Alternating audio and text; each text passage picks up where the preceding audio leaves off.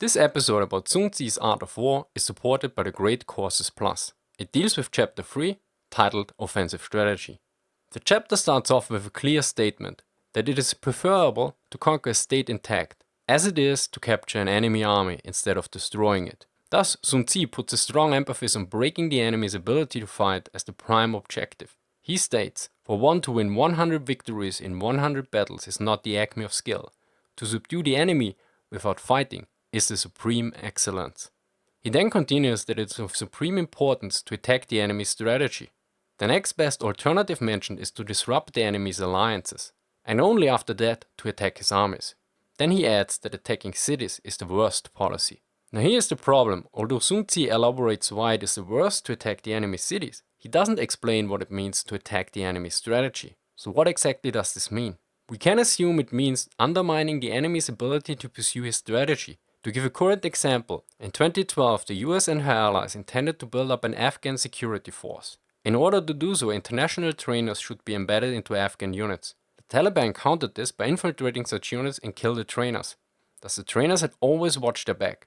This had a major effect on morale and the speed of the training, even bringing it to a halt at one point. So basically the Taliban attacked the strategy of setting up a viable Afghan security force. Now the second best option Sun Tzu mentions is to disrupt the enemy's alliances, and only after that to attack the enemy's armies. Hence Sun Tzu argues mainly on a strategic and political level, not an operational level. After all, armies are the product of a state's capabilities and resources. Hence they are at the very end of complex processes. If one is able to interrupt those processes or take away the resources, the armies can't be properly maintained or raised, which is underlined by his statement. Thus those skilled in war subdue the enemy's army without battle. Additionally, the relationship between the political and military level is also explained a bit further. Sun Tzu states that a general is the assistant to the sovereign of the state. He then details in which way the sovereign can bring misfortune on the army, mainly by being ignorant of various aspects like the military situation, administration and/or command structure, and then interfering with these issues because this would lead to a negative influence on the officers and thus an overall drop in performance and morale of the army. Something other sovereigns might use to their advantage, hence it is even important during peacetime. Before the conclusion, Sun Tzu notes 5 points which are crucial for victory. First, one needs to know if he can fight or not.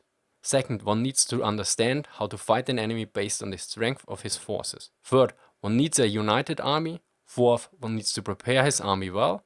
And fifth, one needs able generals that are not interfered with. He concludes, know the enemy and know yourself. In 100 battles you will never be defeated. When you are ignorant of the enemy but know yourself, your chances of winning or losing are equal. If ignorant of your enemy and of yourself, you're sure to be defeated in every battle. Now it's time to revisit and discuss those aspects mentioned and review them based on our current knowledge. I think most points are still valid in this chapter, but the main issue is that a lot of important parts are theoretical and lack examples, most notably the notion that the highest skill is to defeat an enemy without fighting, whereas other parts like why not attack cities are quite detailed in contrast. And I think here's the main problem from my side, because due to my focus on military aspects I didn't really know an example for it. Probably the closest is still the aforementioned Taliban infiltration of Afghan security forces, yet I had to Google for it. My assumption is that the more examples might be out there in texts about counterinsurgency, psyops and of course political strategy than there is in regular military history. Which is also a reminder that the art of war is mostly concerned with the political and grand strategy level. This is also underlined by the fact that the part of the chapter deals with the relationship between the sovereign and the military. The interesting aspect that he notes 3 points in which the sovereign can bring misfortune to his army, yet he doesn't mention how the sovereign could bring benefits to the military, besides adopting able generals. Now, in this case, I didn't have to dig hard to find a good example on how a sovereign meddling with military affairs is detrimental to the war effort. And surprise, it's Hitler. Yet in this case, I won't give a specific example, but a quantitative one that should give you a good indication of the intensity of Hitler's meddling in military affairs. The excellent book series Das Deutsche Reich und der Zweite Weltkrieg, or in English Germany and the Second World War, states that the name Hitler was omitted from the index. This is mainly due to the fact that it is almost mentioned on every single page. So if they would have added his name to the index, it would be literally Hitler. In summary, the lessons of this chapter are still viable.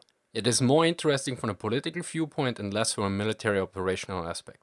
since Sun Tzu describes the acme of skill to defeat the enemy without fighting, something that is not too common in military history. Also, since attacking the enemy's strategy is not explained, one might easily miss this aspect by simply reading the chapter. Now, if you're interested in strategy and strategic thinkers, you probably like the video series Masters of War, History's Greatest Strategic Thinkers by Andrew R. Wilson, since he covers Sun Tzu, Clausewitz, counterterrorism and many more topics all around strategy, in total 24 episodes. Oh, and by the way, he's professor of strategy and policy at the United States Naval War College. His series is one of many on the Great Courses Plus, which cover a wide range of topics from top educators, including Ivy League professors and other highly regarded institutions. Click on the link in the description below or just type in the URL shown on the screen and get access to a library of different video lectures about history, science, philosophy and many other topics. Note that there are alone 73 history courses each with 20 lectures each. New subjects, lectures and professors are added every month. With the Great Courses Plus you can watch as many different lectures as you want, anytime, anywhere. If that sounds great for you, start your 1 month free trial by going to the URL shown on the screen. This will allow you to watch all video courses and by doing so you will also support this channel. As always, all sources are in the description. If you liked this video, you might want to take a look at the previous videos of the Sun Tzu series or maybe a closer look at why Hitler ordered the heart at Dunkirk. Anyway, thank you for watching and see you next time.